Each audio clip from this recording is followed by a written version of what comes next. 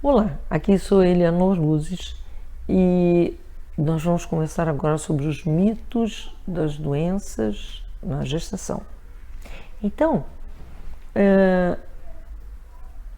primeira coisa que eu gostaria de dizer a vocês existe a minha tese que está disponível na internet, que é a tese de doutorado na UFRJ, que teve 1.500 páginas e 2.000 referências bibliográficas, mais que isso.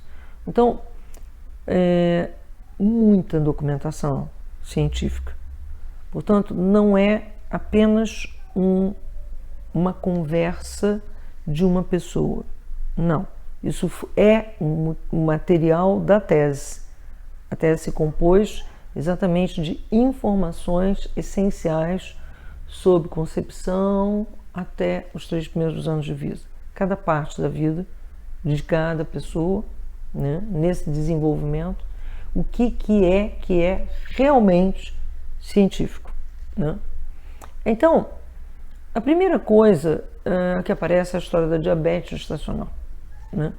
A diabetes gestacional, e isso Michel Audin deixa bastante claro, mas muitos outros autores, inclusive tem um autor em inglês que ele fala que essa doença ainda está procurando exatamente o doente, porque esse doente não existe, porque é apenas uma reação. Como assim? Uma mulher começa uma gravidez e num determinado momento tem um nível de estresse.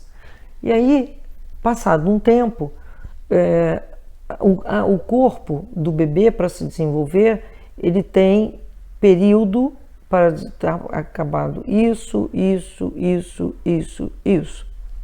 Mas a criança procura formar a estrutura dela quando existe tranquilidade na mãe e procura não se fazer tanta multiplicação celular quando existe muito estresse, portanto cortisona no sangue da mãe.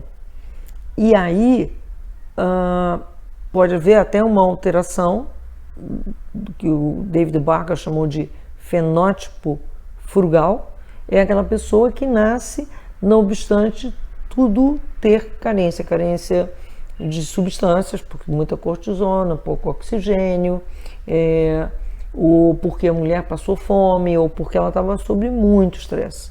Então a criança vai tender a nascer de baixo peso e uma providência, se as coisas se acalmam de alguma maneira, o que a criança tenta fazer é recuperar o desenvolvimento perdido, para que não tenha esse fenótipo frugal, ou seja, aquilo que ela tem, que teria para o resto da vida,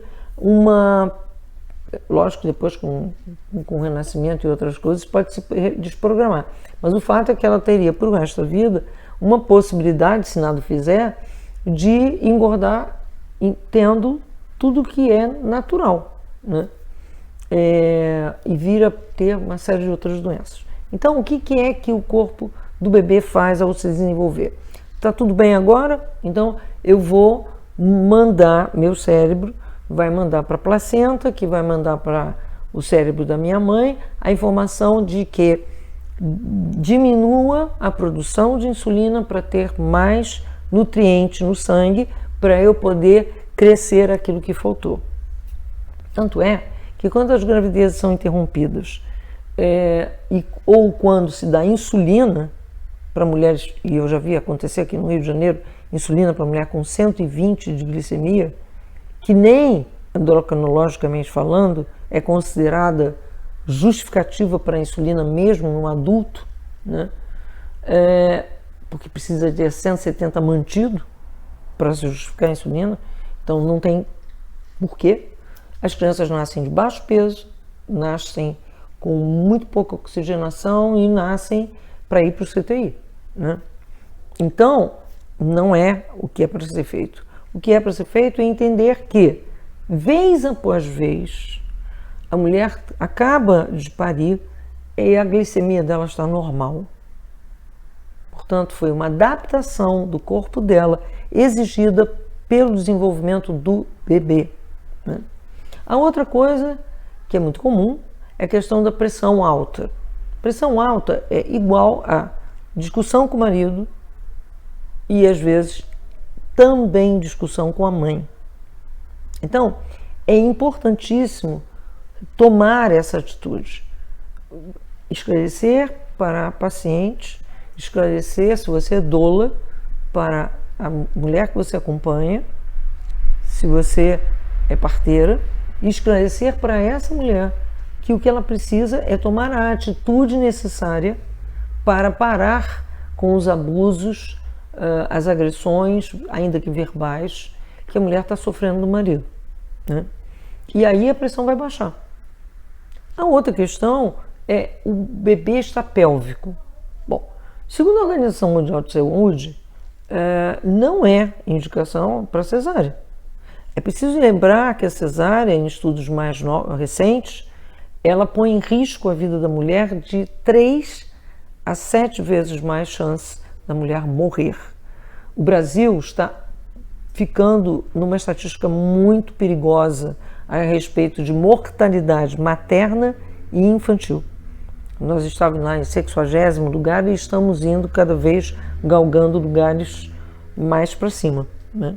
Por quê? Pelo excesso de atitude de criança em CTI, o excesso de criança, porque não usa mãe canguru, uma coisa que internacionalmente é aceito, porque a própria ONU, a Organização Mundial de Saúde, fala claramente, não existe razão para separar um recém-nascido do peito da mãe.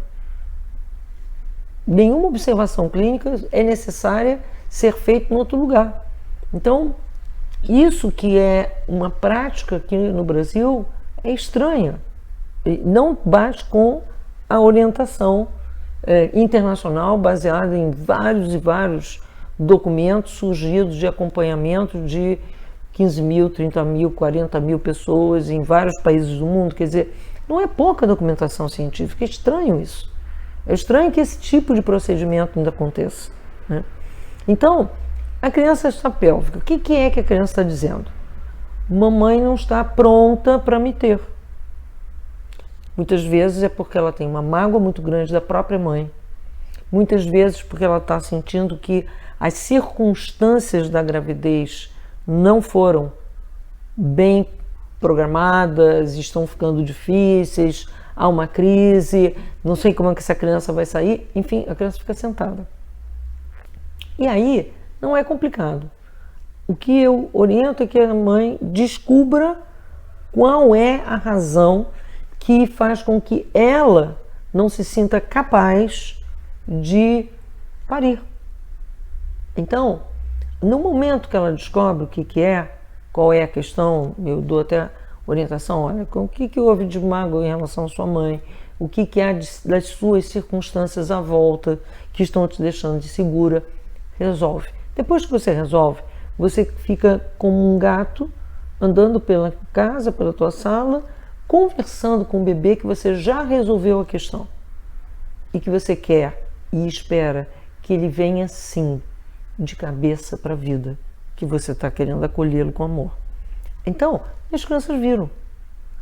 Embora que o parto pélvico, um parto que eu com estudante fiz, estudante ainda na faculdade, em maternidade, escola, obstetrícia. Quer dizer, não é nenhum bicho de 7 cabeças. E a própria OMS não considera uma das causas que justifique a cesárea. Então, entenda que é importante ler o que é que o bebê está te dizendo. E ele já está aí te informando. Durante toda a primeira infância, todas as vezes que tiver alguma coisa que não seria o mais fisiológico, ainda que a gente não pode considerar parto pélvico como patológico, sempre é importante ver o que é que está sendo dito para você e acertar, e comunicar, e falar, e desprogramar. E vai dar tudo certo. Fico por aqui e até a próxima.